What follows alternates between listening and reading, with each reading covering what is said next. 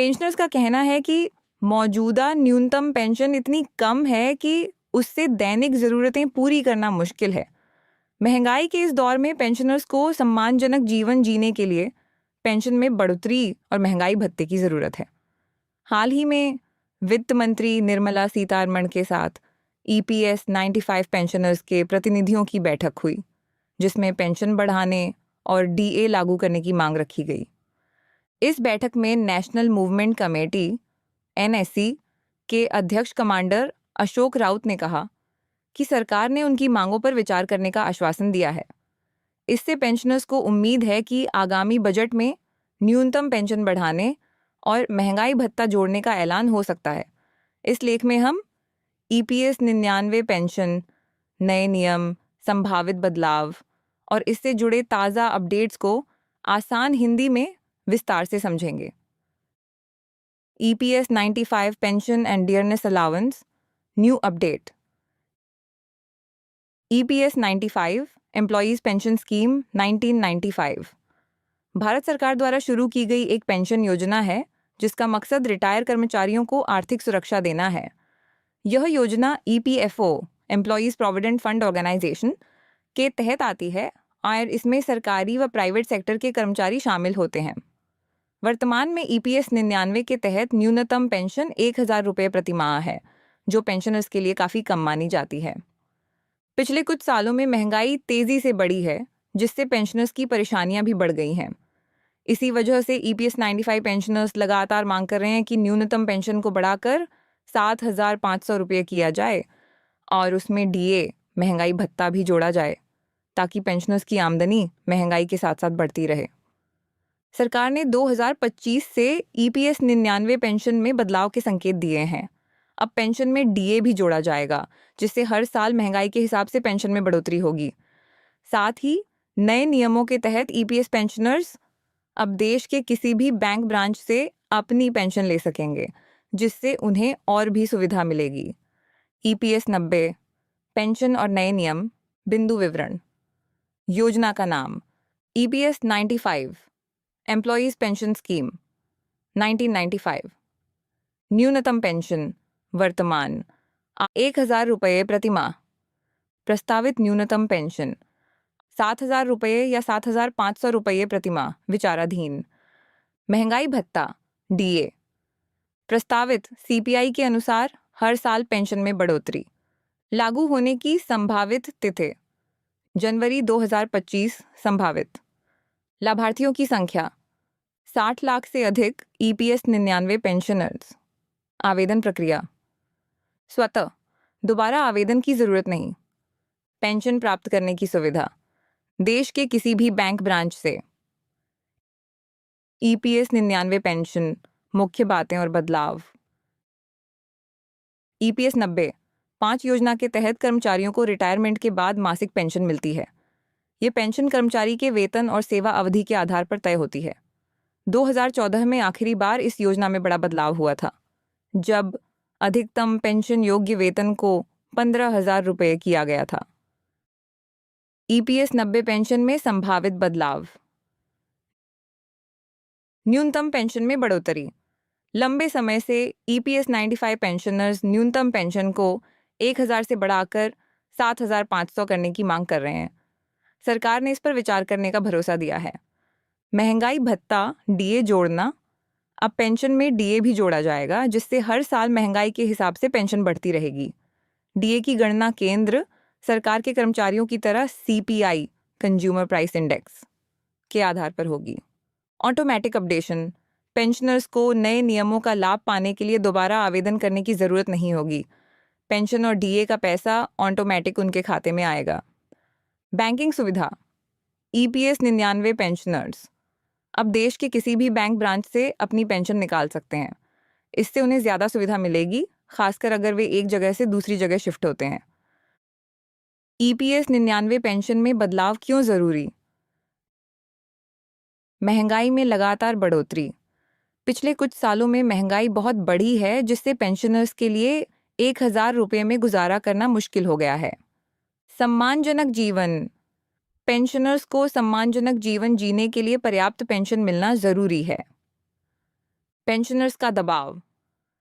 कई कर्मचारी संगठन और पेंशनर्स की यूनियन लगातार सरकार पर दबाव बना रही हैं कि पेंशन बढ़ाई जाए और डीए लागू किया जाए। न्यायिक हस्तक्षेप। कोर्ट के आदेश और सिफारिशें भी सरकार पर पेंशन बढ़ाने का दबाव बना रही हैं। ईपीएस 99 पेंशन लाभ, चुनौतियां और प्रक्रिया। ईपीएस 99 पेंशन बढ़ने से क्या फायदे होंगे? आर्थिक सुरक्षा। पेंशनर्स को बढ़ी हुई पेंशन और डीए से आर्थिक सुरक्षा मिलेगी। महंगाई से राहत। डीए के कारण पेंशन हर साल बढ़ेगी, जिससे महंगाई का असर कम होगा। सम्मानजनक जीवन। पेंशनर्स को सम्मान के साथ जीवन जीने में मदद मिलेगी। सरल प्रक्रिया। पेंशनर्स को दोबारा आवेदन करने की ज़रूरत नहीं, सब कुछ ऑटोमेटिक होगा। बैंकिंग सुविधा। देश के किसी भी बैंक ब्रांच से पेंशन निकालने की सुविधा मिलेगी। ईपीएस 99 पेंशन में बदलाव की चुनौतियां। सरकारी खर्च। पेंशन बढ़ाने से सरकार पर आर्थिक बोझ बढ़ेगा। प्रशासनिक दिक्कतें। ईपीएफओ को अपनी व्यवस्था और सिस्टम अपडेट करने होंगे। राज्य और केंद्र का तालमेल। पेंशन बढ़ाने के लिए केंद्र और राज्य सरकारों के बीच तालमेल जरूरी है। सभी पेंशनर्स तक पहुंच। यह सुनिश्चित करना कि हर पेंशनर तक बढ़ी हुई पेंशन और डीए पहुंचे। पात्रता और जरूरी बातें। कर्मचारी ईपीएफओ के सदस्य हों और ईपीएस 99 के तहत योगदान दिया हो। कम से कम 10 साल की सेवा पूरी होनी चाहिए। रिटायरमेंट के बाद ही पेंशन मिलती है। पेंशनर्स को नए नियमों का लाभ पाने के लिए कोई अलग आवेदन नहीं करना पड़ेगा। ईपीएस 90 पेंशन बनाम अन्य पेंशन योजनाएं। पेंशन योजना वर्तमान मासिक पेंशन प्रस्तावित मासिक पेंशन। ईपीएस 95 ₹1,000 ₹7,000 से ₹7,500। अटल पेंशन योजना ₹1,000 से ₹5,000। कोई बदलाव नहीं। National pension system NPS. Market linked Indira Gandhi राष्ट्रीय वृद्धावस्था योजना ₹500 से ₹1,000। कोई बदलाव नहीं। प्रधानमंत्री वय वंदना योजना अलग अलग। पीएम किसान ₹6,000 सालाना। कोई बदलाव नहीं। ताज़ा अपडेट और एनएससी अध्यक्ष अशोक राउत का बयान। नेशनल मूवमेंट कमेटी एनएससी के अध्यक्ष commander Ashok Raut EPS 99 pensioners की मांगों को सरकार तक पहुंचाने में अहम भूमिका निभा रहे हैं। हाल ही में उन्होंने वित्त मंत्री निर्मला सीतारमण से मुलाकात कर न्यूनतम पेंशन बढ़ाने और डीए लागू करने की मांग रखी। उनका कहना है कि मौजूदा पेंशन राशि बहुत कम है और इससे पेंशनर्स को सम्मानजनक जीवन जीना मुश्किल है।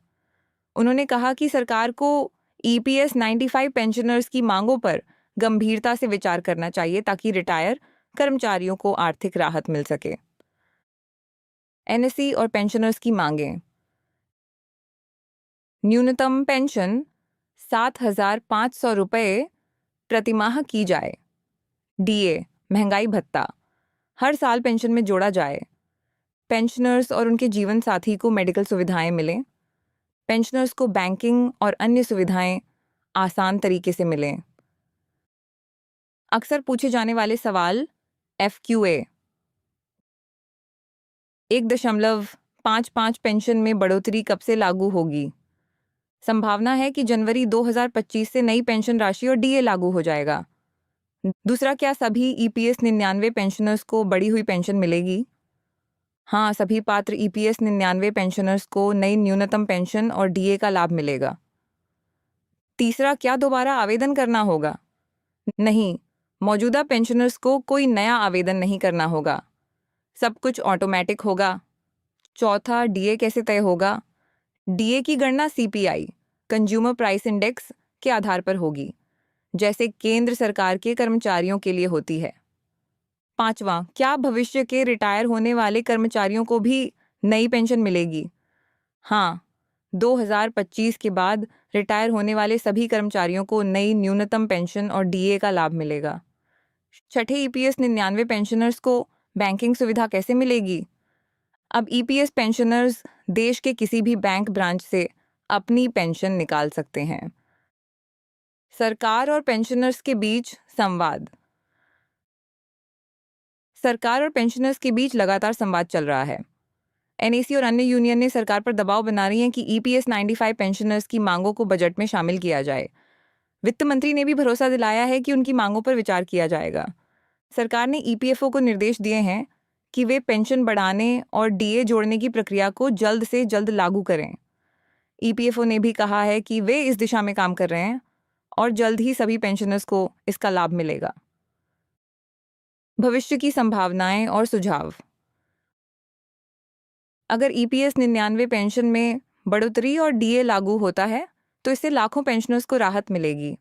पेंशनर्स को अपनी जानकारी अपडेट रखना चाहिए और ईपीएफओ के नोटिफिकेशन पर नज़र रखनी चाहिए। पेंशनर्स को बैंक खाते और केवाईसी अपडेट रखना ज़रूरी है ताकि पेंशन समय पर मिले।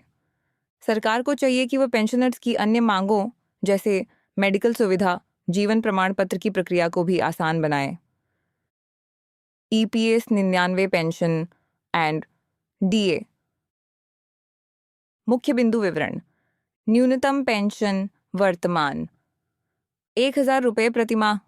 प्रस्तावित न्यूनतम पेंशन 7,000 रुपये से 7,500 रुपये प्रतिमाह विचाराधीन। महंगाई भत्ता डीए प्रस्तावित हर साल सीपीआई के अनुसार। लागू होने की संभावना जनवरी 2025। आवेदन प्रक्रिया स्वतः कोई नया आवेदन नहीं।